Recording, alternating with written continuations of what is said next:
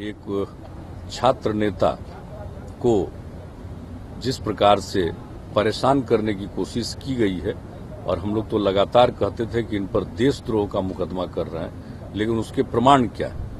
और जो कुछ भी कन्हैया जी ने कहा है वो बिल्कुल सही है, दुरुस्त है। उन्होंने कहा कि हम भारत से आज़ादी की नहीं लेकिन भारत में आज़ादी की बात करते हैं और मांग करते हैं, जो बिल्कुल सही है।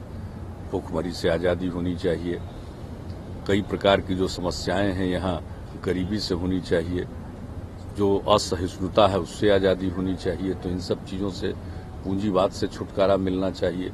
तो अपना विचार उन्होंने बहुत ही प्रभावी ढंग से रखा है, और ये इस बात को प्रमाणित करता है कि हमारी नई पीढ़ी में बहुत क्षमता है, और ऐसे जो होनहार छात्र और युवा आगे आएंगे तो देश में लोकतंत्र की जड़ और मजबूत होगी।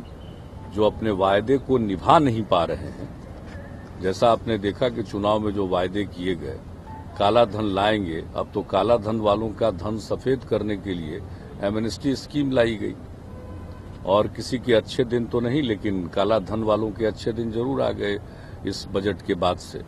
तो जहां अपने वायदों को पूरा नहीं कर रहे हैं, युवाओं में जो एक एस्पिरेशन है, उनकी जो आकांक्षा है, उसको उन्होंने खूब उभारा था चुनाव के दौरान 2014 में।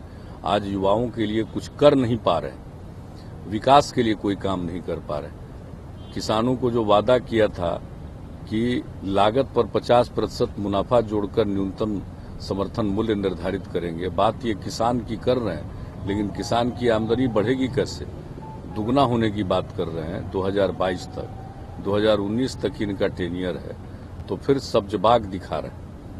तो इस तरह का जहां वातावरण हो, वैसी स्थिति में जो एक असंतोष पनप रहा पूरे देश में, उसको दबाने के लिए अब ये नया सगुफा इन्होंने देशभक्ति का छोड़ा। और ये बात साबित होती है कन्हैया जी के भाषण से, जो उन पर देशद्रोह का आरोप लगा रहे हैं, उनकी तुलना में ज्यादा देशभक्त हुआ। तो इसलिए मैं उनको पूरी अपनी शुभकामना देता। आमतौर पर